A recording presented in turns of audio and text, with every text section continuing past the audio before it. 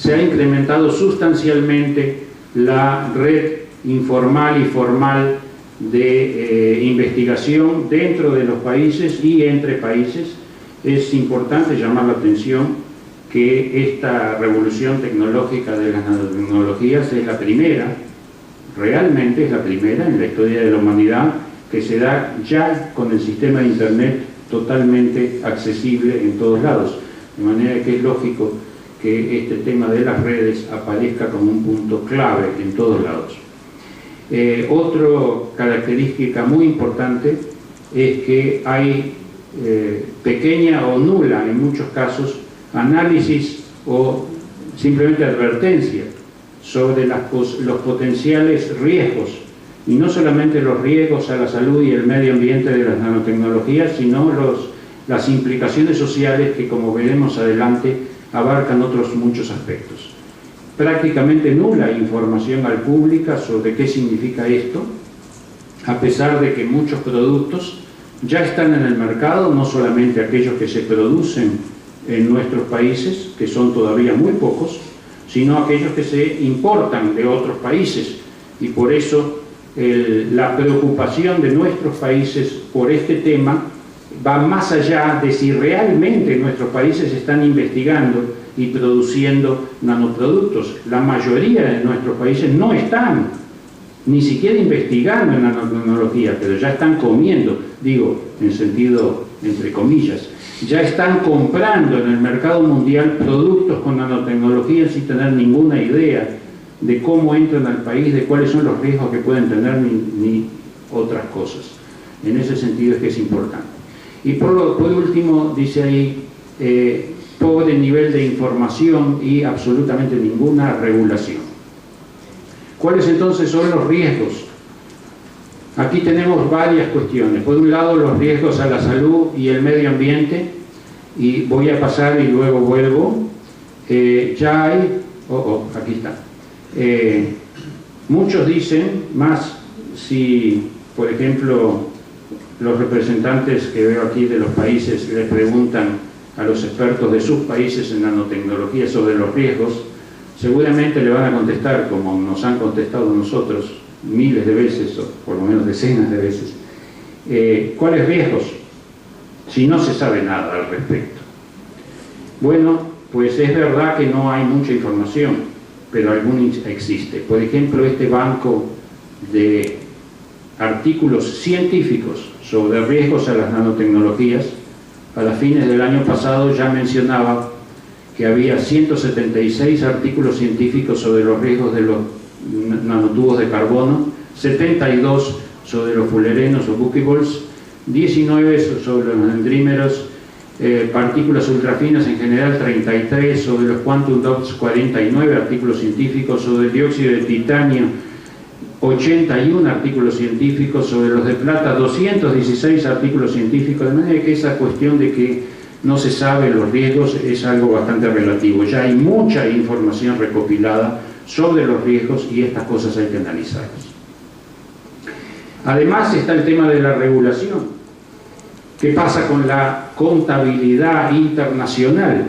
¿Acaso existe un registro internacional de los productos que entran? Las materias primas, porque la mayoría de nuestros países puede importar, hay muchas empresas, por lo menos en Brasil y en México, que importan materia prima para procesar en sus empresas y obtener productos con nanotecnología. Pero no hay registros de comercio exterior que fiscalicen o que se sepa cuáles son esas materias primas que están ingresando. Ingresa con otros nombres, porque ni siquiera hay una clasificación específica en la estadística de comercio exterior, de manera que no puede registrarse ni aunque se quiera.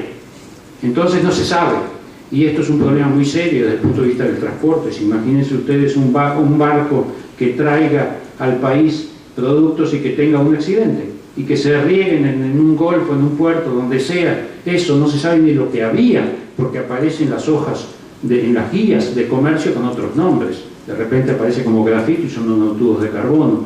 Entonces es un problema muy serio. El tema de las patentes y los derechos de propiedad intelectual ahora es un caos. Y por cierto, es una cuestión importantísima a investigar y a que nuestros abogados pues tengan información sobre eso y no lo hay. Del tema del medio ambiente y salud, bueno, es el tema específico y ustedes ya deben de saber bastante sobre eso.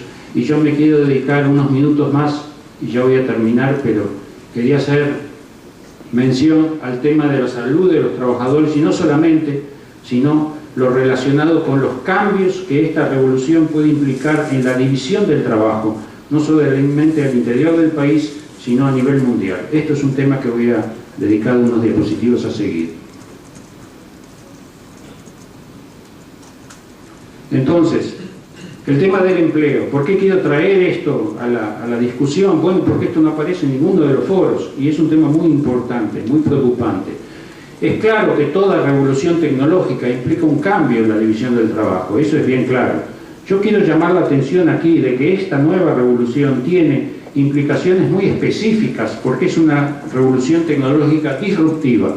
Con esto quiero decir que va a desplazar radicalmente, porque los productos que produce son tanto mejores que los que conocemos hoy en día, que es posible que el desplazamiento de las antiguas empresas y fábricas sea radical, por 4 razones, por lo menos. La primera es que los productos son más eficientes que los que existen hoy en día, y voy a poner ejemplos.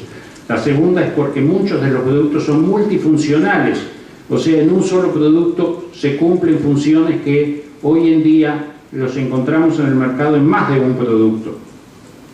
En tercer lugar, porque requieren de menos o diferente materia prima, lo cual incide radicalmente en el tema del trabajo y la división del trabajo. Y también porque implican un mayor tiempo de vida en el mercado. Bueno, el tema del desempleo es un tema mundial muy importante, ¿verdad? Entonces aquí tengo algunos ejemplos, muy rápidamente voy a pasar, creo que todavía tengo 5 minutos. Los productos son más eficientes, aquí tenemos ejemplos. Las llantas de Nanopren, que se dice duran 150.000 kilómetros, o sea, mucho más que las normales. Eso implica que hay menos ocupación para la reposición y para el producto pues en sí. Los filtros que capturan 5 veces más polvo y viven y 2.5 veces más contaminantes y tienen una vida útil 400% mayor que la de los filtros normales de los motores de combustión. Son más eficientes también en el caso, por ejemplo, de esta tinta, que es resistente a la humedad, al agua, a los hongos, a las manchas, a la grasa, o este otro que se utiliza como remediación, producto como remediación para las empresas textiles e industrias del papel, 100% más eficiente como filtro que los métodos comunes de carbón utilizados. Los productos además son multifuncionales. Aquí tenemos 2 ejemplos de alimentos además. Este es un pan que se vende en Australia, que es el Tip Top, con nano omega 3, entonces eso significa que en el futuro el individuo no va a tener que comprar el pan por un lado y el omega 3 para el colesterol por el otro, sino que se come el pan y ya vienen los dos en uno. O el té chino que viene con nanoselenio. Entonces esto es importantísimo, no solamente porque confunde en una sola industria lo que antes eran 2 industrias. Imagínense, el supermercado ya desaparece, o la farmacia, es una farmacia y un supermercado todo junto, en uno solo. Y la cantidad de tiempo en el supermercado, supervisión de los productos, todo eso se reduce. Es decir, hay un cambio radical en la división del trabajo. También son multifuncionales, aquí hay otros ejemplos, vitamina E, ¿verdad?, en cosméticos que se aplica en textiles, y del textil se va a la piel. Entonces ya no van a tener que tomar la vitamina E, se ponen la blusa o lo que sea y reciben la vitamina. O control en la propia ropa que les esté midiendo las condiciones del organismo. No tienen que ir al médico ni al laboratorio, ya van a estar preocupados en los congresos mirando a ver si el estado de la presión de la sangre es el normal o no. Así podemos seguir. Productos que requieren menos o diferente materia prima. Fíjense ustedes, las bicicletas, los marcos de las bicicletas son 23% más livianos. Eso tiene una incidencia radical desde el punto de vista disruptivo. ¿Qué corredor de bicicleta puede competir con alguien que tenga un marco 23% más liviano. Es evidente que es una tecnología disruptiva en ese sentido. Aquí la droga Abraxane nano encapsula la albúmina, que reduce la cantidad de droga. Entonces es muy importante desde el punto de vista médico que el organismo no tenga que tomar más droga que la efectivamente necesaria, pero desde el punto de vista de la producción de la droga se reduce significativamente. Entonces la materia prima que se utiliza es menor. Es positivo, pero también tiene implicaciones en el trabajo, en el empleo propiamente dicho, y en la división del trabajo, que es lo que quiero llamar la atención. Los gobiernos deberían estar atentos a los potenciales cambios en este sentido. Hay un artículo de hace 2 años específicamente dedicado al tema de los nanotubos de carbono utilizados como sustitutos del cobre para transmitir electricidad, porque son superconductores. Y el estudio está dirigido específicamente al caso chileno, donde muestra cómo, que, si mal no recuerdo, más del 60% de las exportaciones de cobre de Chile se dirigen al mercado chino hoy en día. Pero resulta que los chinos están rápidamente comenzando, tienen 2 fábricas al menos, para producir nanotubos de carbono que sustituyan al cobre, de manera que es posible que dentro de 2 o 3 años ya no necesiten comprar. ¿Y qué pasa entonces con la exportación del cobre chileno? Y lo mismo puede pasar con textiles como el algodón, como la lana. ¿Qué pasa cuando sean sustituidos por sintéticos? Cuando en nuestros países son millones de trabajadores que viven de la cosecha o del corte o de la producción o la transformación de estos y otros muchos textiles. Es una cuestión que hay que estar al tanto.